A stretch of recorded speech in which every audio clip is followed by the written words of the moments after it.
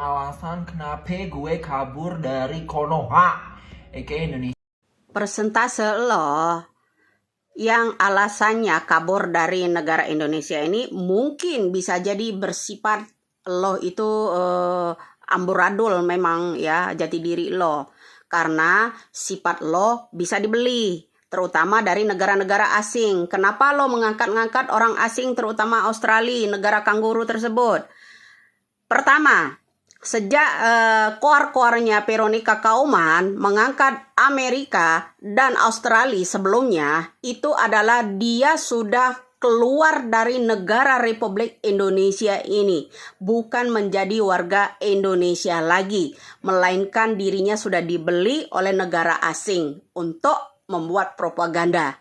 Lo lupa ya, dengan sikap-sikap lo itu bisa jadi ya, karena lo punya banyak masalah di negara ini, terutama yang gak tahu diri itu ya. Dari kisah yang namanya Veronica Kauman, yang dulu-dulunya negara Republik Indonesia, kemudian dia mengobok-obok, mengadu domba, membuat propaganda antara Indonesia dengan Papua agar mereka ingin membebaskan orang-orang asing itu merebut kembali tambang-tambang yang ada di Indonesia. Pahami ya, rakyat Indonesia ya, kenapa mereka ini bisa dibeli oleh yang namanya Australia dan lain-lain. Pemerintahan Jokowi dari 2016 lalu memblokade yang namanya Chevron.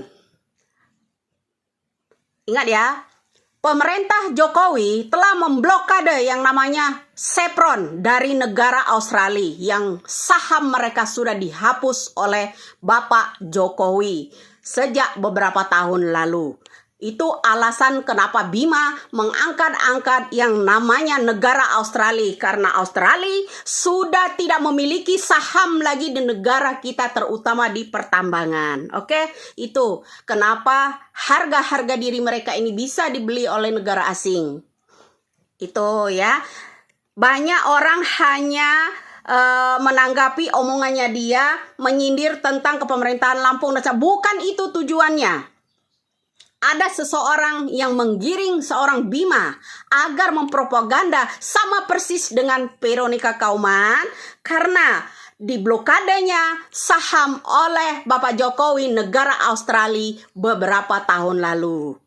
Bagi pemerintah Indonesia saat ini, untuk mengeluarkan beasiswa para orang songong itu harus dihapuskan.